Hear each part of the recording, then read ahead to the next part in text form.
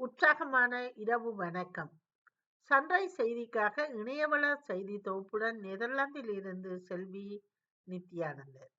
சிங்கள மற்றும் தமிழ் புத்தாண்டு காலப்பகுதியில் இணையவழி பண பரிமாற்றங்கள் அதிகரித்துள்ள நிலையில் பொதுமக்களை ஏமாற்றி முன்னெடுக்கப்படும் நிதி மோசடிகள் குறித்து இலங்கை நகர்காவலர் விசேட எச்சரிக்கை விடுத்துள்ளனர்.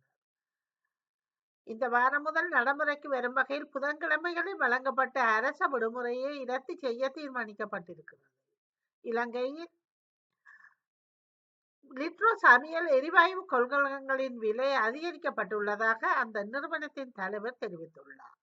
திமுக காங்கிரஸ் கூட்டணி அரசியல் 15,000 கோடி ரூபாய் அளவுக்கு மோசடி நடந்திருப்பதாகவும் தொகை மூலம் புதுச்சேரியின் வளர்ச்சிக்கான 3 ஆண்டு பட்ஜெட் போட்டிருக்கலாம் என புதுச்சேரியில் நடந்த தேர்தல் பிரச்சாரத்தில் மத்திய உள்துறை அமைச்சர் அமித்ஷா குற்றம் சாட்டியுள்ளார். கடலூர் சட்டமன்ற தொகுதியில் வேட்பாளர்களை ஆதரித்து எடப்பாடி பழனிசாமி தேர்தல் பிரச்சார சுற்றுப்பயணம் மேற்கொண்டுள்ளார். பிரச்சாரத்தில் பேசியிருப்பதாவது, கடலூர் மாவட்டம் வேளாண் விவசாய தொழிலாளர்கள் நிறைந்த மாவட்டமாகும். மக்கள் வெள்ளத்தில் நீந்தி வந்தேன். ஏழையின் சின்னம், தொழிலாளர்களின் சின்னம், வெற்றி சின்னம், இரட்டை இலை, மக்களின் செல்வாக்கை இழந்து விட்டார் என பேசுவது என தெரியாமல் உளறிக் கொண்டிருக்கிறார் என தெரிய வந்துள்ளது. ஈரான் அமெரிக்க போர் தீவிரமடைந்துள்ள சூழலில் 24 மணித்தியாலத்தில் ஈரானின் அனுமதியுடன் 15 கப்பல்கள் ஹோர்முஸ் நீரிணையை கடந்திருப்பதாக ஈரான் ஊடகம் தகவல் வெளியிட்டுள்ளது. போர் தொடங்குவதற்கு முன்னரான காலத்துடன் ஒப்பிடும் பொழுது தற்பொழுது நடைபெறும் போக்குவரத்து 10% மாத்திரமே ஆகும். முன்னதாக ஒரு நாளைக்கு சராசரியாக 138 கப்பல்கள் பயணித்த நிலையில் அந்த எண்ணிக்கை மிக குறைவடைந்துள்ளது. ஆப்கானிஸ்தானில் 10 நாட்களாக பெய்து வரும் கனமழையினால் ஏற்பட்ட வெள்ளப்பெருக்கு மண் சரிவுகளில் சிக்கி 77 பேர் உயிரிழந்துள்ளதாக அறிவிக்கப்பட்டுள்ளது. மத்திய கிழக்கில் ஈரான் ட்ரோன்களை பிரித்தானியா வீழ்த்தி இருப்பதாக தெரிய வந்துள்ளது. பிரித்தானியாவின் ரோயல் ஏர்போர்ஸ் ஹெப்கோன் மற்றும் F-35 போர் விமானங்கள் உலங்கு வானூர்தியின் உதவியுடன் மத்திய கிழக்கில் ஈரான் அனுப்பிய பல ட்ரோன்களை வீழ்த்தி இருப்பதாக பாதுகாப்பு அமைச்சகம் தெரிவித்துள்ளது. தென்கொரிய ஜனாதிபதி லீ ஜே மியூங் வடகொரியாவுக்கு அனுப்பப்பட்ட ட்ரோன்கள் குறித்து வருத்தம் தெரிவித்துள்ளார். கடந்த ஆண்டு தென்கொரிய ஜனாதிபதியாக பதவியேற்றிருந்த லீ ஜே மியூங் வடகொரியாவுக்கு ட்ரோன்கள் அனுப்பப்பட்டதாக கூறப்படும் நிகழ்வினை குறிப்பிட்டு வடகொரியாவுடனான உறவுகளை சரி செய்ய முயன்று வருவதாகவும் தெரிய வந்திருக்கிறது.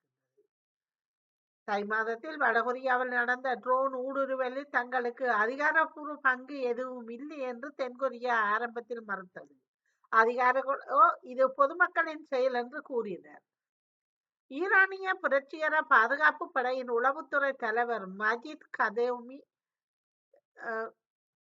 நேற்றைய தினம் நடத்தப்பட்ட வான்வழி தாக்குதலில் கொல்லப்பட்டதாக ஈரானிய புரட்சிகர பாதுகாப்பு படை உத்தியோகபூர்வமாக அறிவித்திருக்கின்றது.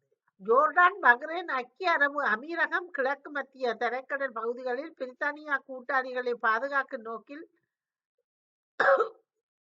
இந்த நடவடிக்கை மேற்கொண்டு இருப்பதாக தெரிய வந்திருக்கின்றது. பிரித்தானிய விமானப்படையின் 4 விமானிகளும் இந்த நடவடிக்கையில் நிலையை பெற்றுள்ளனர். பிரெஞ்சு அரசாங்கம் பொது நிர்வாகத் துறையில் செயற்கை நுண்ணறிவை பயன்படும் வேகமாக அதிகரித்து வருவதாக அதை கட்டுப்படுத்த அவசர நடவடிக்கை தேவை என அறிவித்துள்ளது. குறிப்பாக கண்காணிக்கப்படாத அல்லது மறைமுகமாக பயன்படுத்தப்படும் செயற்கை நுண்ணறிவு தொழில்நுட்பங்கள் ஆபத்துக்களை ஏற்படுத்தக்கூடும் என அரசு எச்சரிக்கை விடுத்துள்ளது. பாரிஸில் உள்ள ஜனாதிபதி மாளிகையிலான எலிசே மாளிகையின் கிழக்கு பகுதியில் அடித்தளத்தில் அமர்ந்துள்ள ஜூபிட்டர் எனப்படும் மிகுந்த பாதுகாப்பு கொண்ட கட்டளை மையம் பிரான்ஸ் குடியரசுத் தலைவரின் அணு ஆயுதத்தை இயக்கும் அதிகாரமுள்ள இடமாக கருதப்படுகின்றது. பிரான்சின் அரசின் மிக இரகசியமான இடங்களில் இதுவும் ஒன்றாகும். 280 சதுர மீட்டர் பரப்பளவுடன் 70 மீட்டர் ஆழத்தில் அமைந்துள்ள அணு ஆயுத தாக்கத்தில் இருந்தும் பாதுகாப்பு தரக்கூடிய நிலக்கீழ் கட்டளை மையமாகும். தொடர்பது விளையாட்டு செய்திகள். 2026 IPL தொடர் மார்ச் 26ஆம் தேதி தொடங்கிய நிலையில் 9 லீக் போட்டிகள் முடிவடைந்திருக்கின்றது. 2 போட்டிகள் நடைபெற உள்ள நிலையில் SRH மற்றும் LSG அணிகளும் மற்றும் CSK RCB அணிகளும் மோத இருக்கின்றன.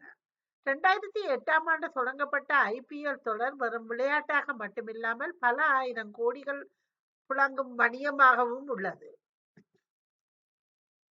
ஐபிஎல் வரலாற்றில் டெத் ஓவரில் எந்த வீரரும் செய்யாத சாதனையை டிம் டேவிட் படைத்துள்ளார்.